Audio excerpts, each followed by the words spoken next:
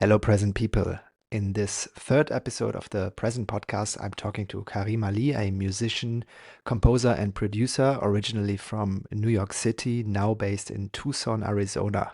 I really enjoy Kareem's work now for many years and wanted to know more about his life, his background, his motivations, and his whole process. Kareem's first musical love was jazz, and he found an early hero in Miles Davis and the Kind of Blue LP, which inspired him to pick up the trumpet as a teenager. And more than a decade later, he's still playing, now in electronic music field, forays into house, techno, ambient, R&B, garage, drum and bass. And we also talked about the importance of bringing positive messages to his community through music. Afrofuturism is Kareem's guiding light, and iconic innovators such as Sun Ra, Herbie Hancock, Larry Heard, Underground Resistance, and Drexciya all have shaped his worldview. I was always impressed by the output of Kareem and was so happy to find out more about his way of life, his process from long bike rides in the desert to his idea capturing methods, and much, much more. I hope you enjoy, and let's dive in. Yeah, it's 10 o'clock, 10 a.m. Okay. Yeah, for me it's 7 p.m. Oh, wow. I'm just super happy that we are doing this. And I Yeah, for thank you sure. already for taking the time. I'm fairly new to the recording conversation podcast journey, but got to start somewhere and just want to connect with people that I admire, and it's all tied to my project present. And I just thought this is a great way to experiment with that. Merci beaucoup. Yeah, very good. Yeah, man. It was kind of a shot out in the blue or something. I just wrote you because I was like, who else was in my life, that I don't know, but that I kind of consumed the work. I listen to your music a lot and I love it because it happened to combine so many styles and genres that I really love. And I feel you're doing just such a beautiful work, Thank you. And I was reading some interviews of you and like you being in Arizona, I think you're in Paris. Oh, yeah. Yeah. It started actually, I listened to quite a lot of older stuff, and then we listened a lot to Color of Sound. Actually, this album while we were designing the last issue kind of became our soundtrack. So we listened to it on repeat. Thank you. And Thank you. then your new stuff and Here Now and all that. So that already was a long introduction. How are you doing? How are you feeling? And tell me about it. I'm good. I can't complain, in all honesty. Just, working on some new music, and it's pretty much the deal. Amazing. Yeah, definitely want to talk about this. Maybe before we dive into this, maybe you can give us a quick overview how you ended up where you are now, and tell us a bit about how you ended up where you are today. Yeah, for sure. I mean, pretty much my big break was like in the pandemic, almost around this time in 2020, like May, like the end of May. Like I had already been, producing and stuff like that, and just like putting out a lot of music. And then this one song that I had made, Night Echoes, that one, I put it out like I think a month before. And then, I'm just chilling. I go to sleep. I wake up, it's like pretty much the beginning of the pandemic and all that stuff. So like, I go to sleep. I wake up one day and I have like a million messages on like damn Instagram. And I'm like, what the hell is going on here? And I see freaking Pitchfork had named that song Best New Music. I'm like, what the hell? Like, I don't know anybody at Pitchfork. I don't know any, it was just random. I had no PR, I had none of that stuff. But that's literally where it all started. And then from there, it took off. Amazing. But you're originally from New York City, is that right? I'm from a little bit outside of New York City, so Westchester County. Okay. White Plains. Yeah. The same city that Mark Zuckerberg is from. But, yeah. All right. Yeah. I grew up in the same city. But, and how did you? What was the journey? How did you end up in Arizona? I got tired of New York. Honestly, as a lot of people have, over the years. I think it's overrated. In all honesty, I wanted to go somewhere that was I didn't know anybody. And I just wanted to kind of start fresh. I mean, it was mainly to kind of figure out if I really wanted to do music, Right. pursue it, you know? Yeah. So I was like really kind of trying to find myself. So I left when I was 21. Okay. And, Okay. Yeah. yeah. And kind of figured it out. And then I went back to New York. I moved back to New York for like a year to kind of get my connections back and all that. And then the pandemic hit. And then I was like, I'm never living in New York ever again. You know, I was like, yeah, I had moved back. And then literally when I moved back, pretty much the next few months, a couple of months later, that just took off, you know, so I kind of, I like it, you know, like being out here. It was kind of like, I kind of take like, you know, kind of that writer's approach. Like when they're writing a novel, a lot of them will go to like some isolated cabin type deal. That's kind of what I like. Like, I don't really play gigs in Arizona like that, which I don't really have any intention to do that. This is like my place of solace and like just where I live and just I want to just live here. I don't want to escape that. You know, you're gigging where you're sleeping, you know? So it's just like, you can't avoid that, you know? Yeah. Well, yeah, I just wanted to be able to have a life outside of which I feel like a lot of artists get caught up in that when it's too much, you know, when they're living in LA, they're living in New York where it's just constant. You're bombarded by, oh, this DJ's playing this week in this, you know, everything, you know, it's just like so much, you know, like that. So that's so interesting. So it was more like you were searching for kind of a distraction-free zone to really work on your craft or like be, you know, in isolation in a positive way to really just do your thing and focus on your music. Yes. Okay, man, that sounds like a courageous step though. It's not like, I mean, it's quite far out, no? Oh yeah. It's all the way across the country. Yeah. Damn. What's the particular I drove out there. Yeah. You drove there. Okay. It's almost like, it sounds really like romantic. Like, okay, just like go west, you know? Yes, I mean, I've always been like that. I've always been like on that cowboy kind of thing. Like, just like the lone you know, just like, I don't know. I'm like, out of my whole family, I'm the most traveled. Cause I like, that's my thing, you know? So it's just like, I like going around and seeing new things and just, you know, so. But was there any connection there? Like, did you know some people, or was this really something that you kind of, it sounds a bit like, you know, put a finger on the map. Yeah, it was somewhat like that. I mean, I'm a big golf person, so that was a reason too. This is like, you know, it's year-round golf out here. So, and I'm a massive fan of Westerns. I've watched so many, you know, there's a lot of Westerns set in, you know, Arizona. So, that was a reason too. Amazing. And so it seemed to have been the right move for you. You're so productive, man. It seems like there's a real consistency and like a real almost, you know, I'm not only in the producing, but really like putting out stuff. Yeah. And I really love this. Maybe I can dive directly into that. Like, what is your philosophy behind that? Is there like you know, do you have a certain rhythm that you planned out before? Is it like really in the flow? You just do it spontaneously? Or it's just like, where does it come from? Or how do you do that? How do you manage that? A lot of it's just straight up just feeling, you know? Yeah. That's I've gotten to, like, in music wise, is being able to break down those walls of, you know, like, I think a lot of musicians, especially, you know, when they're coming up too, like younger musicians and stuff, like those walls you put up of everything that you've learned in music, you know, theory and all this stuff like that. And you'll put up these walls to confine yourself in this box. And, you know, like, I know that was my problem for a while, just like making things. And I'd be like, that doesn't really sound, it sounds weird.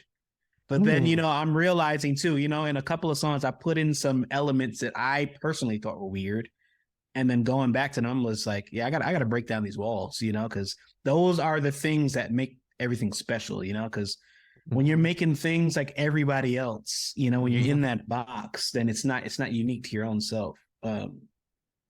So that's kind of a lot of it too. It's just like a lot of people think I make a lot of music, but I won't make an album's worth of music like in a week or something like that. It's like, it's over the months and stuff.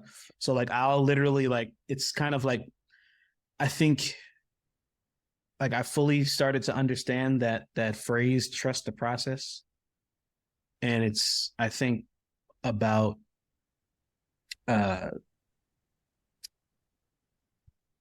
letting, like I said, breaking down those walls and just letting the music flow, like becoming one with the music. I think that helps me a lot. And when I'm creating music, like, you know, I find inspiration from everywhere. I'm riding my bike out, you know, and that's when most of my thoughts for things come down, and I'll like be on a trail riding my bike and I'll stop, you know, and I'll be like, holy crap. And I'll pull out my phone and like write this stuff down that pops in my head. That's another thing I've learned too, is just to never let those thoughts go, you know, never let those, because I was like, you know, that was they make me, and I'll forget. I'll be like, oh crap, I had a good idea, I forgot it. But I stop and I write down those thoughts, and that helps me a lot. And I'll have like music that, you know, I haven't finished and stuff like that. And I'll have like a whole bunch of like snippets, like, because I usually like make snippets of, so I make like 30-second snippets of like ideas that I had. And then I'll like, you know, save them as MP3s and have them like on my computer.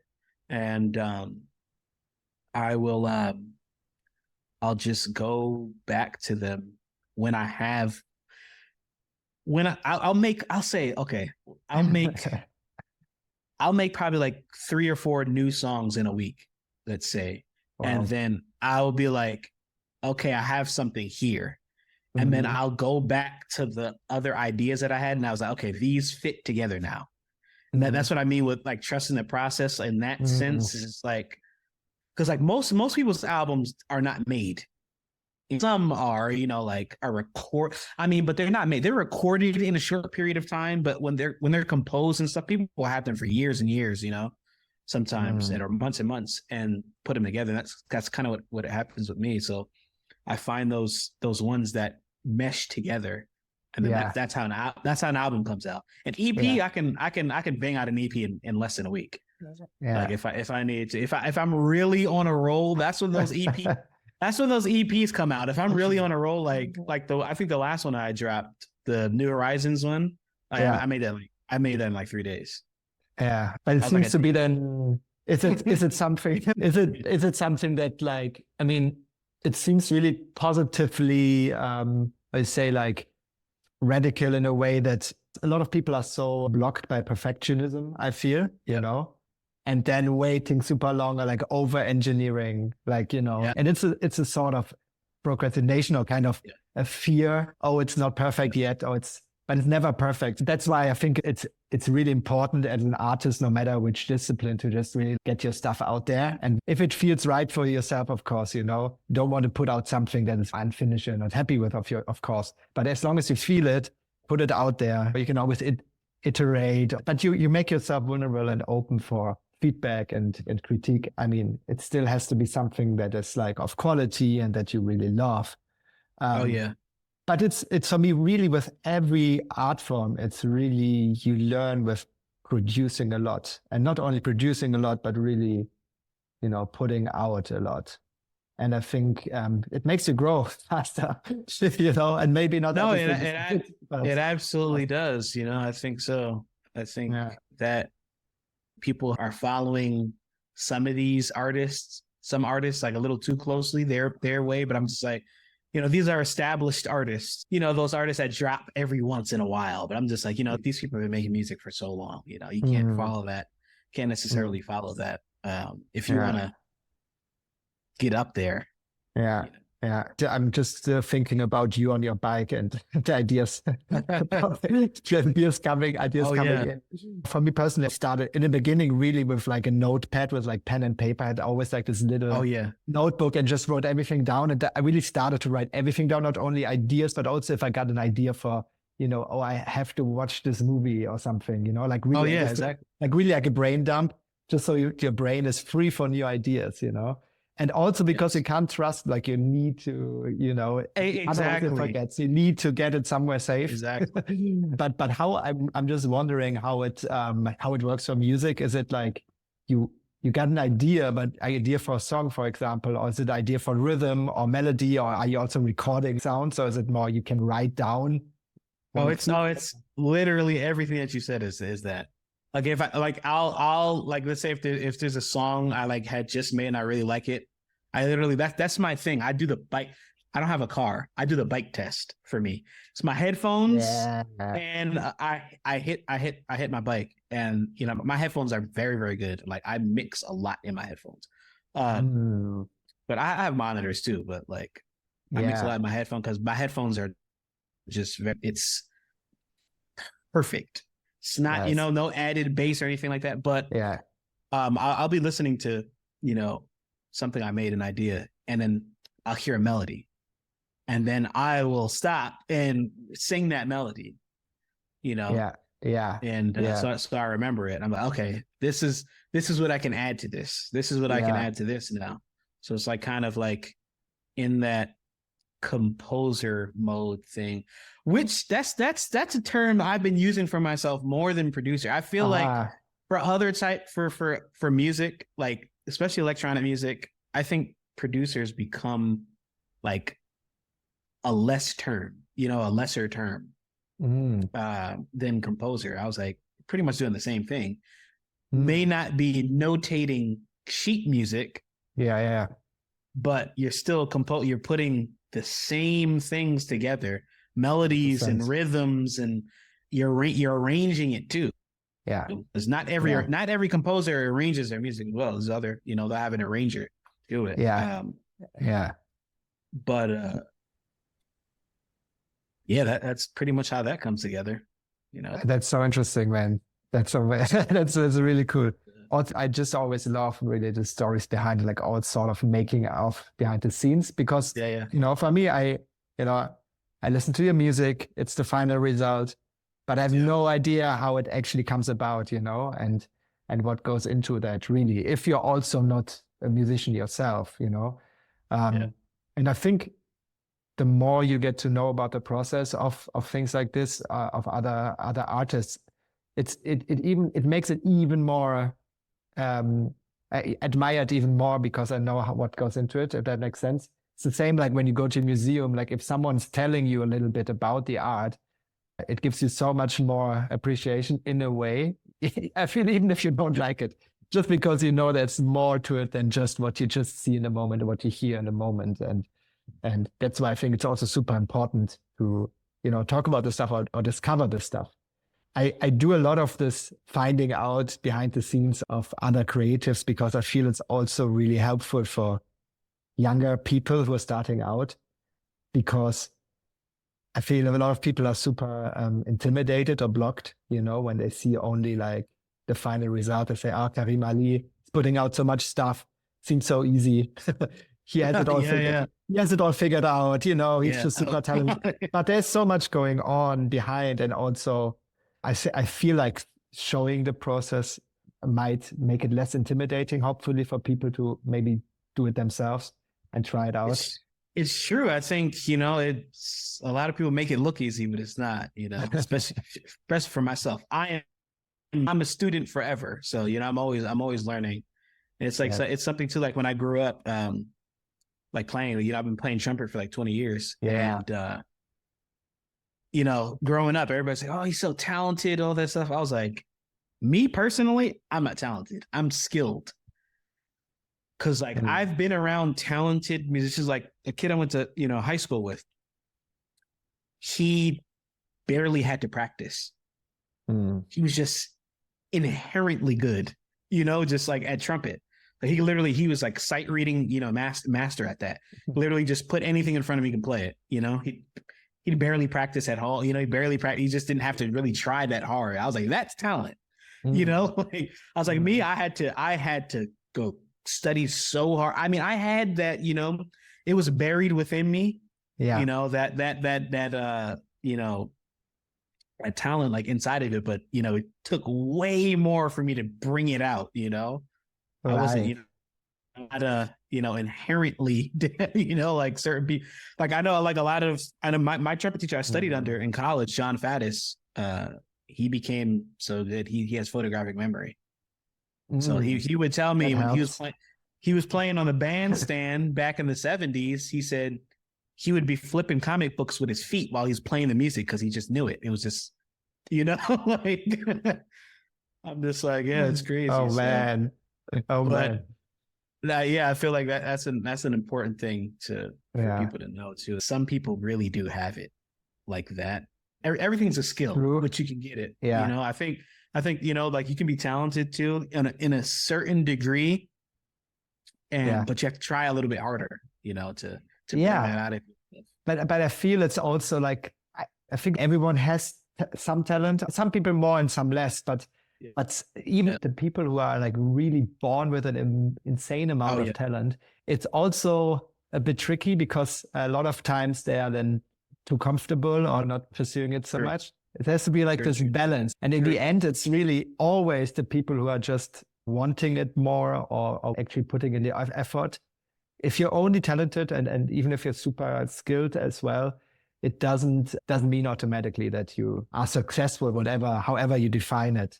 I love to make sports analogies, with creativity a lot, because it's also sometimes comforting, right? If you see someone who is not the most talented and then still beating the super talented player just because of more determination.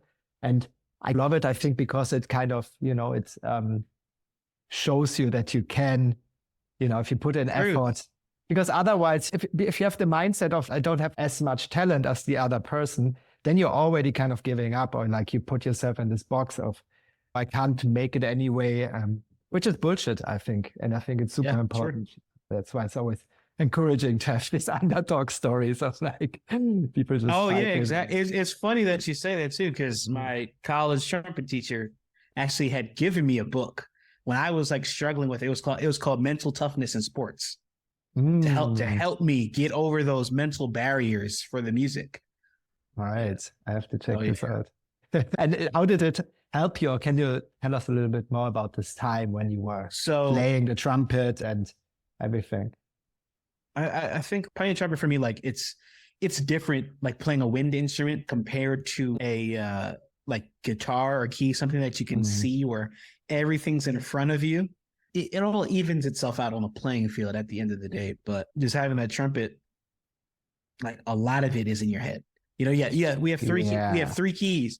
We have three keys with so much to do with them, So, I mean, my biggest barrier was always practicing, knowing what I practiced, but getting to the stage and not being able to fully commit to what I had practiced. So there would be times where like I was like, I know I've studied this, I've practiced this. Why am I getting on here and I'm playing? That was that book that he gave me to help me. Really, and it did help for sure. That's kind of helped me get over that barrier of committing. That's like I think in football too. They talk about commit to that tackle. You have to commit. Well, American football. Yeah. Not the real football, the American football. Yeah. But and now I'm pulling from what I learned, but I love that Miles Davis was obviously. I mean, if you're a trumpet player, of course, it makes sense. But I read that you were inspired to pick up the trumpet again. Was it like after the whole period of school trumpet, and you picked it up again afterwards, or what was this process? I kind of stopped playing for a while because I kind of left the jazz scene because I was looking for something else. And that was part of me moving to Arizona. That was part of that thing too. It's just, I was looking for that type of music, which I found in college. Like my roommate put me on to Miles Davis Electric. And that's what changed. Miles Davis Electric, the Cinematic Orchestra, those two groups just blew my mind wide open. And then he put me on a Flying Lotus, and then he put me on an Ableton, and then it was deal was sealed because he was a studio engineering major. So he was kind of already he was hip to that. But he's a insane guitar, but he was, you know, hip to that side of the area too, which is another thing too, which is crazy with the trumpet stuff too. Me coming from that background, it was frustrating at first going into producing, because I was just like, this is going to be another 10, 15 year journey of me learning something new. Like I had no idea how to record music, you know, like I never did that. You know, I had recorded some, you know, some session trumpet stuff, but I've never personally recorded my own music. I never recorded vocals. I never recorded any of this stuff like that, which I'm still learning how to do a lot of that, like in the higher degrees, you know. There's so much to learn. You know, I'm always annoying all my friends, you know, like Ableton wizards and stuff. I'm like, dude, how do you do this? How do you do this? I have no idea. I was like, there's no information on that, you know. That was a big thing too. But yeah, it took me 10 years about to get from when I started producing to get here. So right, which is fair. I find it beautiful that I mean, it's almost like not back to the roots, but like a trumpet is what you played so much when you were younger, and now you're not rediscovering, I would say, but I mean, you're even on the cover of Color of Sound, you're on the trumpet. Oh, yeah. With the trumpet, you're using it a lot for your productions, for your electronic music. I find there's something beautiful about that you're still using this. I guess it's amazing tool. I have to. I can't give up on that gift. That's the gift that made me. You know? That was the thing that kind of put me, you know, where I needed to be. So, is there, just thinking about this now, are there like kind of daily routines you have or like practices that help you stay creative and productive? What's your secret of having the energy or the mindset to be that productive? I think when you treat it as a regular job, then I think I remember I heard I think Akon was talking. I don't know if you know Akon. Akon was talking about how Eminem operates. Like Eminem does, like, and now in his later, you know, career, 9 to 5. That's what he does. It's literally get him between 9 and 5 p.m. After that, he's off work. You know what I mean? Like it's a different thing. Yeah. Not saying that I operate exactly like that, but a schedule. Like I think a lot of musicians are unrealistic. They're not practical, which comes with being an artist, you know, because we're thinking we're thinking unpractical, because that's the way the mind works, you know. It's not, you know, the mind is so free, you know, so, but I think 100%. Giving yourself those limits in that sense helps a lot, and pushing through those, you know, because like, just as we push through work sometimes, some days where we get up, we're like, oh my God, you know, like I have to go to work, you know, like I have to do it, you know. So I was just like, that's my thing with the music. I have to do it. Amazing. So like I'll be, I mean, I don't get up. I'm not like pissed that I have to get up and make music. I'm just like, I don't feel like doing it today, but I'm just like, I'm going to do it though. Yeah. I'm going to pass that little hurdle. And then once I get past that hurdle, I'll put on shuffle, you know, I'll put on Spotify, throw on shuffle. Yeah. And then, like I said, ride the bike, I'll hear something, I'll be like, I'm inspired. I got it. Yeah. I got it. I know. I mean, man, that's a professional. That's what separates a lot of people in the creative world, whatever field. Like there's the ones who treat it like a real job. And I mean, once I learned this for myself, it changed a lot of things, because then you treat creativity also not as like this magical thing. Of course, it's a magical thing, but if you treat it more like, you know, like a 9 to 5, let's say, it actually is super practical, feels good, because then you realize, you know, you just need to get yourself started and then it comes, you know, you don't wait for like the muse to kiss you. And then when you feel like it, you know, then you start. Truth. I think people too, I think a lot of musicians too they think music is mystical. Like it's spooky, like it's otherworldly, but I'm just like, it is such human nature for us to create music. It's so realistic, you know, but I think that people, when they think about these other things, they don't think it's tied like the human realm, like our reality, which it really is though, you know?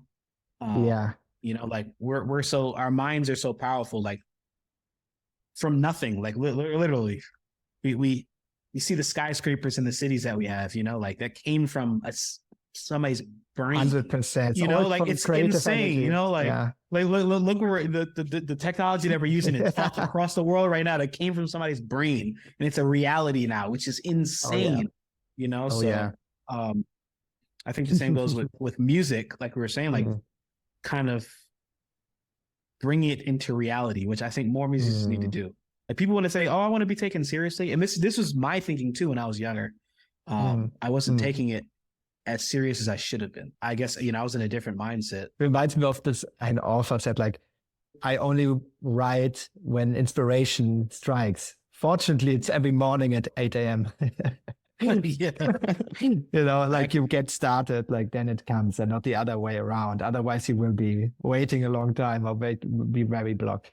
Yeah, once we get into this habit or this rhythm and our body knows, okay, now it's time. It's all the opening up, and your whole system, the universe is like, okay, this guy's ready to put something out. Exactly. And I hope it's not too blunt, but like, what's the situation like financially? Can you live off your music? Do you have a side job? Can you do it full time? I mean, I do it mostly full time. I do have a side gig, but like, I mean, at any time I could just, you know, I mean, for like, I think from 2020 to 2023, that was pure music. Nice. I was living off of pure music. That's only the reason I could do that. I had a roommate, so I was paying significantly less in rent.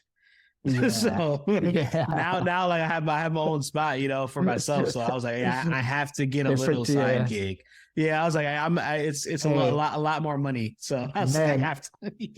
I mean, fair enough. I mean, I'm trying myself to just like, you know, be aware of the percentage of how much I can do my thing, and then, you know, making money, because it's not always guaranteed that you can make money from your thing. I mean, eventually, but you have to be very kind of established nowadays to do it 100%, I think, living off your art.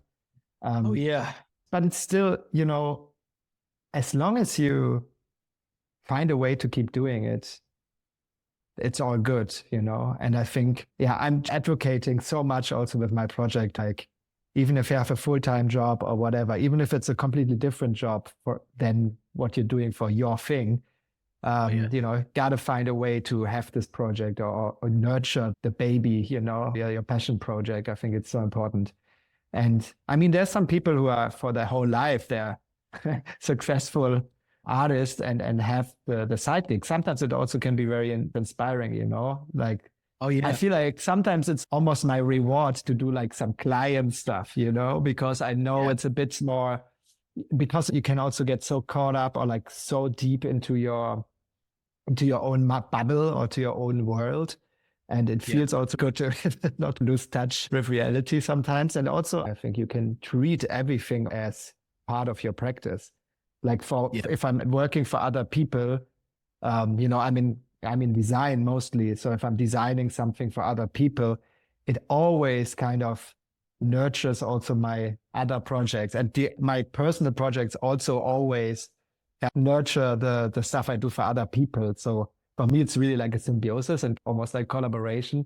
So it doesn't feel like time is lost or something, not necessarily. But still, it's very easy to get also caught up in money making. Like, you know, you can also just say, but I need to work today only for my clients because I need to make this money. And of course, fair enough, we got to survive. But I feel it's also kind of a escape to not do your actual thing because it's hard. And sometimes our whole body is trying to prevent us from doing our thing, I feel, you know? Yeah.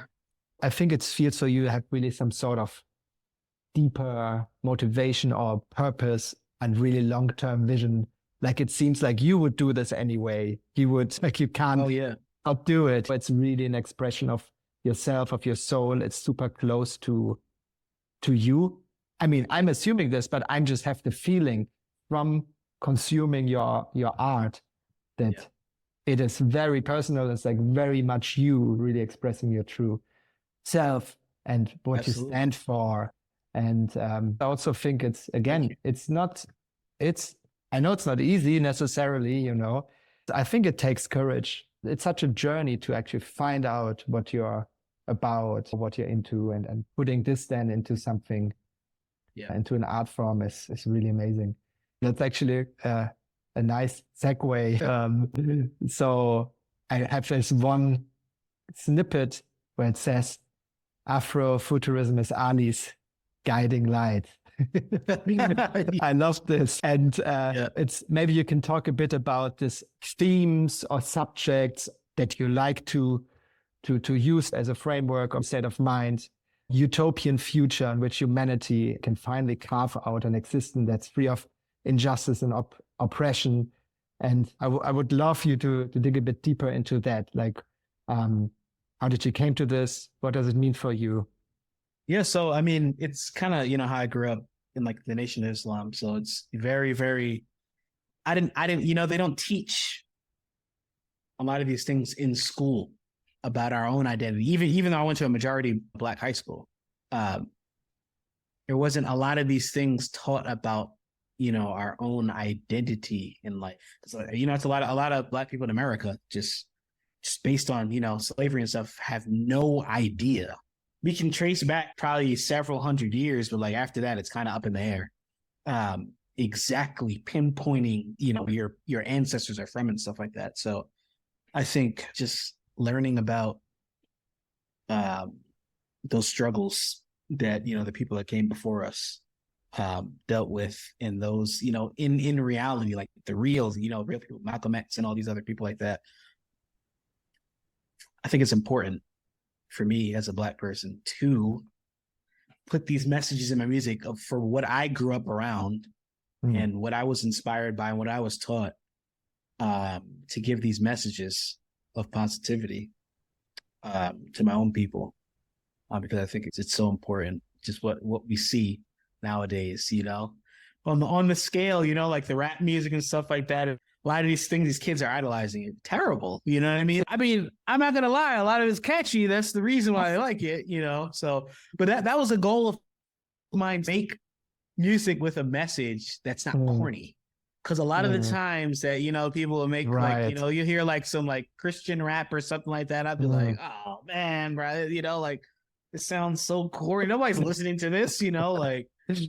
But yeah, that was the motivation behind that. Really want to create music that's true to my own self. You know, it's not. This is not something like I recently came into. You know, I've been like that, just growing up like that, around that. From my dad, you know, my mom was Christian, my dad was Muslim, so I really kind of. So I think the first part of my life I was in the church until I was about 13.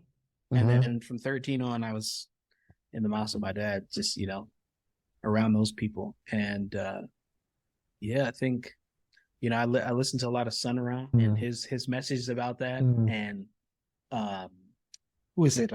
Oh, wow. Why am I blanking on their name? Wow. Drexciya. Holy crap. You know, yeah, you know Drexciya. Yeah. That whole lore behind that. Right. It's crazy. Yeah.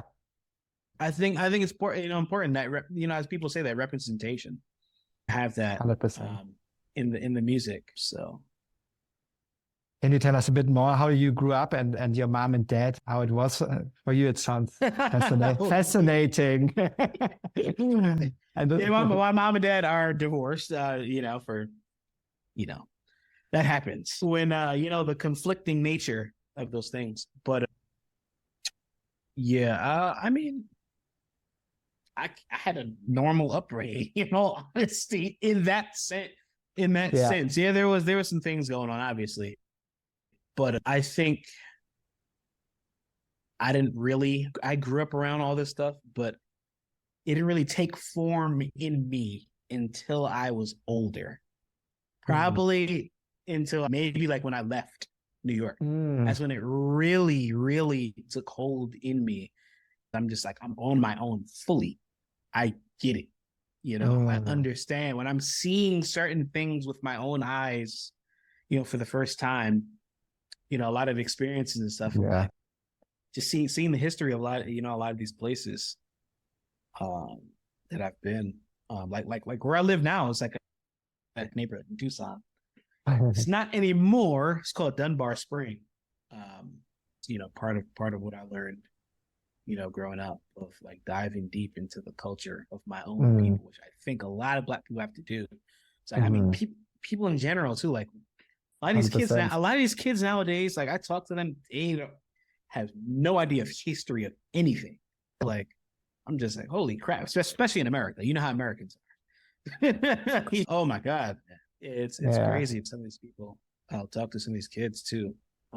But it's something to like what I learned growing up, like that whole, the identity of, the Black identity stuff. I teach, I'll talk to my nephew about it directly because he's almost 13 now. And, just instilling certain values that I've learned, with no prejudice or anything like that. Not being judgmental and stuff. That's another thing I learned too. It's like, my dad was very, judgmental. He was a little rigid because he's former military. So that's where he felt. That's how he got into Islam, was from the military. Yeah. Okay. Yeah. And I've, like we were talking about before, broken down those walls. And what I stand for now and what I put in my music is those messages that I've learned from both my mom and my dad on those, on the Black experience. And in a way that I've learned that's not overbearing and judgmental to people, not putting anybody down based on, because they're ignorant of the knowledge of something, So. Love it. I love that positive message. I mean, maybe I'm a bit biased because I'm also trying to be quite, forward looking and seeing like everything that's like every struggle in life as a teacher and really as you can learn from every hardship. And I'm really trying to, have a positive outlook on everything. For some people can be a bit too much because I'm optimistic and even with, I mean, the world is always kind of burning. It's always, I mean, since we are alive, at least, man, but I can't help but feel positive and optimistic for the future. And I feel like I definitely see that. I definitely see that in your music. And maybe that's why I'm also drawn to it. And are you optimistic for the future? Do you have hope? Absolutely. I think I was talking about it with my friend the other day too. I think we're in a time now where it's a lot of people are anxious and troubled. A lot of stuff is going around in the world, everywhere. In every corner of the world, something great, a lot of crazy things are going on. But I think we're at a point now, it's that point of conflict of a new world is emerging out of the old. That old world is breaking down. And the new one's coming. That's why I have so much optimism about the future. We see it in a lot of these, the younger generation. Yeah. They're fiery. They just need a bit more guidance, but they're unafraid for the most part. So I really have a lot of hope for I think the younger generations. I mean, I hope. I really do believe that every generation is hopefully a bit smarter than the one before. And even though it doesn't seem like it for the older generations, always the younger people are always stupid and not wise enough or something. But I think it's complete bullshit. I think the young people are much smarter than we think they are. And I mean, obviously they grow up already differently and with much more information. I mean, I think it's also super challenging for them because I can't imagine growing up with like everything available. When I was growing up, it was at least a bit more. It was a bit of a mixture. Nowadays, it must be just very overwhelming. You have to be even more skillful at navigating all the information. And everything that you can learn. All the options also, the options. It's like true. Imagine you're now in high school or whatever, and then like, hey, what will I do with my life, or which profession? I think it's always a blessing and a curse. I mean, 50 years ago, it was like you didn't have so much choice. Nowadays, you have like so much choice, and it's also really hard, I feel, for the human brain to even, what decision do you make? How do you get to that decision? Without constant regret or like fear that you maybe don't take the right decision, because there's so many options. So man, a lot of respect for people also that are a bit younger than us. And I really have hope for the kids are all right and they will figure it out. Exactly. And we too, of course, we are also still young and we still have our problems. No, exactly. Like we can lay back and exactly. I think that's where I think we're at that, that turning point. And I think it's up to us is, Yeah. All right. I don't know how old are you now? 36. Oh, okay. You're older than me, but Hell yeah. You're in a different. I mean, I guess we're the same. We're millennials, but I'm 30. I just turned 30 in January. Okay. I just hit the 30 club, but we're still I mean, literally around the same thing. But yeah, for sure. Yeah, I think it's up to us to guide them. Yeah. I think a lot of the older, like a lot of the older generation will be, oh, these kids are, they're crazy. I think it's up to us. We understand them a bit better. Right. This is the world. Yeah. They're living in a world which we helped usher in.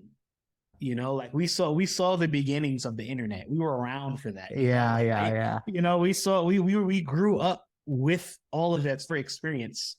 A lot of things we experience, like the first iPod, they'll never experience, stuff like that, like 100% things like that. So I think, we have so much knowledge in that world and other things too that we can give to them, and we understand them because we're trying to break those things that our parents and elders kind of held on to, Yeah. I have so many other questions. I'm already figuring out which one to choose because I want to be also mindful of our time.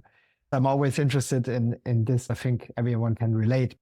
Are there days where you don't feel like it, or you're really overwhelmed, or everything feels a bit too much? Like, how do you focus when there's a lot going on? How do you deal with stress? How do you stay present?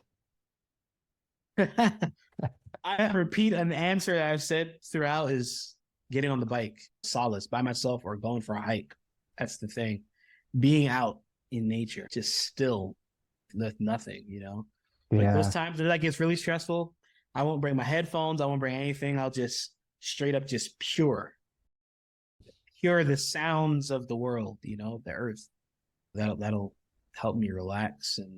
And I know a big thing too is just like I try to tell some of the up and coming artists, or like not up and coming, but I guess they're on the same, they're the same, around the same age as me and stuff like that. But I've like toured a bit more than them. Like some people hit me up and they'd be like, oh, how do you deal with, touring and all that stuff? And I learned from other people too, of staying healthy, make sure you eat the right things and go to sleep, have your time for that. I've learned maybe a little later is to have that time to rest. Or else you're gonna lose your mind. I feel like we can also, just talking from my own mistake, but you can have like all the intentions in the world, have enough rest and everything, but then you get so caught up. And also, if you are not employed in a company and you make your own schedule, it's also a blessing and a curse because you can always continue. There's always something to do. It's not like, work is done. I have nothing more that I can work on. And that's also sometimes a bit dangerous because of, you need to find really the time to rest and really also give yourself a break. Do you follow a certain, what are your times? This is a super banal questions, but I kind of love it. Like, what is your rhythm, Do you wake up early? Do you have certain times when you work or when you take breaks or? Oh yeah, I'm up early. So I try to get the maximum time possible in a day because I always tell everybody this: if I didn't have to sleep, I wouldn't. I sleep because I have to physically. But if there was a way, which I'm hoping there's a way in the future where we can do something, you can get a full night's rest without sleeping, I will gladly do that. There's so much to be done, but I'm up. I sleep 6 hours. I sleep the minimum recommended.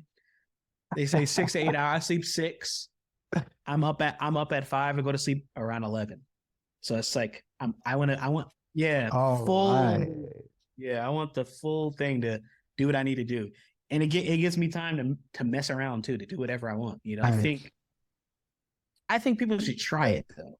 Try Yeah. that kind of thing. I think people get caught up in that, that cycle.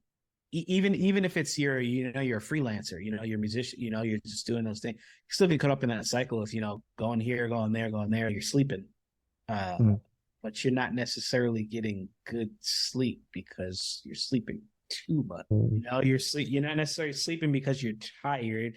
A lot of people go to sleep because they're bored, or they're just, especially on the weekends and stuff, people will they'll sleep in until 1 o'clock, 1 p.m. I'm just like, oh wow, It really seems that you are very driven by your purpose, by your mission, that you are able to, you have the drive to wake up at 5. And that's not many people doing this because they're not wanting to wake up early because then they can pursue their thing. It takes a lot of determination and or a lot of clarity, I think. Once you have this clarity, who you are and what you want to achieve, I think that makes it much easier to have this kind of schedule.